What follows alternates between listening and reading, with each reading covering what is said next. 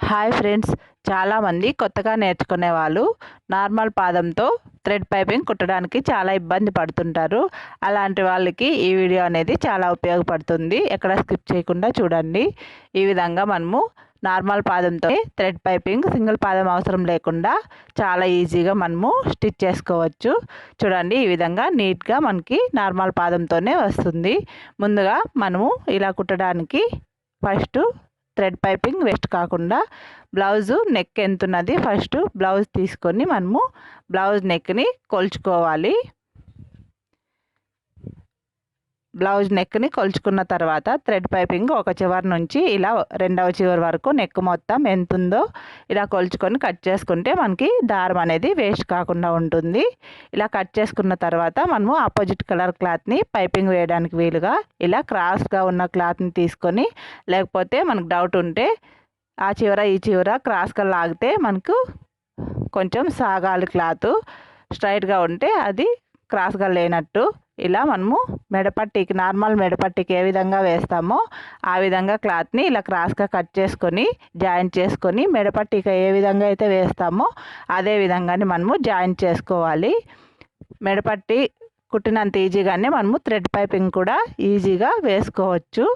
చాలా కష్టం అనుకుంటాం కానీ ఏం కష్టం కాదు. ఈ వీడియో చూస్తే చాలా ఈజీగా ఎలా వేసుకోవాలో అర్థమైపోతుంది. ఇలా మొత్తం పీసులన్నీ మనము ఒకదానికొకటి క్రాస్గా కట్ చేసుకొని నెక్కకి ఎంత సరిపోతుందో అంత కట్ చేసుకొని పీసులన్నీ జాయిన్ చేసిన తర్వాత, ఒకవేళ డౌట్ ఉంటే మనము నెక్ పైపింగ్ దారం కట్ చేసాం కదా, దాన్ని దీన్ని సమానంగా పెట్టి చూసుకుంటే, ఒకవేళ పీసులు అనేది తక్కువ ఉంటే ఇంకో 2 పీసులని ఎక్కువ జాయిన్ చేసుకుంటే సరిపోతుంది. ఇలా 2 చివర్లని ఆపోజిట్గా పెట్టి మనము జాయిన్ చేసుకోవాలి.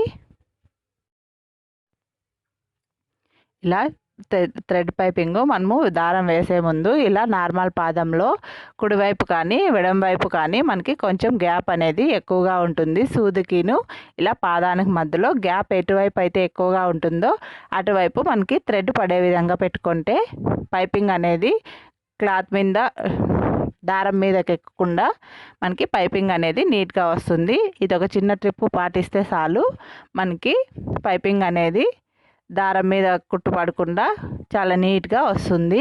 ఇలా ఫస్ట్ చివర్లని క్లాత్ని పైపింగ్ దారాన్ని రెండింటిని కలిపి జారకుండా ఇలా రఫ్ చేసుకోవాలి.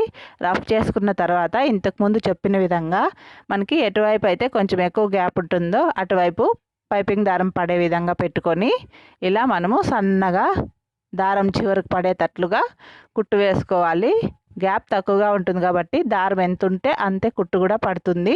కానీ మనము జాగ్రత్తగా చెక్ చేసుకొని ఈ విధంగా కుట్టు అనేది మొత్తం వేసుకున్న తర్వాత దీన్ని తీసుకొని మళ్ళీ నెక్కి ఇప్పుడు ఏ విధంగా అయితే స్టిచ్ దారం పక్కలోనే వేసామో అలాగే మనము బ్లౌజ్ మీద కూడా ఈ విధంగా పైపింగ్ తాడును పెట్టి స్టిచ్ చేసుకుంటే పైపింగ్ అనేది నార్మల్ పాదంతోనే చాలా అంటే చాలా ఈజీగా ఈ విధంగా స్టిచ్ చేసుకోవచ్చు. మామూలు పైపింగ్ కింద ఈ థ్రెడ్ పైపింగ్ అనేది వేయడం చాలా అంటే చాలా ఈజీ. మొదట అర్థమయ్యే వరకునే కొంచెం కన్ఫ్యూజన్గా ఉంటుంది. అర్థమైన తర్వాత నార్మల్ పైపింగ్ కన్నా ఇదే లెవెల్గా సమానంగా చాలా నీట్గా కూడా వస్తుంది.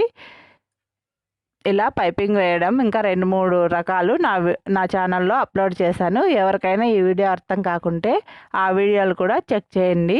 అలాగే నా ఛానల్లో స్కూల్ యూనిఫామ్లు, లాంగ్ ఫ్రాక్లు, డిజైనర్ బ్లౌజులు మొత్తం కట్ చేసి స్టిచ్ చేయడం చాలా ఈజీగా ఎలా నేర్చుకోవాలో వీడియోలు కూడా ఉన్నాయి. ఎవరికైనా నచ్చితే నా ఛానల్ని చెక్ చేయండి. అలాగే నా ఛానల్లో ఈ వీడియో కనుక నచ్చినట్లయితే నా ఛానల్ని సబ్స్క్రైబ్ చేసుకోండి. నా వీడియో నచ్చినట్లయితే లైక్ కూడా చేయండి. అలాగే ఏమైనా డౌట్లు ఉంటే కామెంట్ సెక్షన్లో కామెంట్ చేయండి, తప్పకుండా రిప్లై ఇస్తాను. మీకు ఎవరికైనా నా ఛానల్ నచ్చినట్లయితే నా ఛానల్లో వీడియోలన్నీ ఒకసారి చూసేయండి ఫ్రెండ్స్, మీకు ఏమన్నా ఉపయోగపడవచ్చు. ఇంతవరకు నా వీడియో చూసినందుకు థ్యాంక్ యూ ఫ్రెండ్స్. ఇవి చూడండి, ఈ విధంగా మనము స్టిచ్ చేసిన తర్వాత దీన్ని మనము హెమ్మింగ్ కానీ లేదా ఇలా ఫోల్డ్ చేసి డబుల్ స్టిచ్ కానీ వేసుకుంటే మనకి పైపింగ్ అనేది చాలా అంటే చాలా నీట్గా ఈ విధంగా వస్తుంది.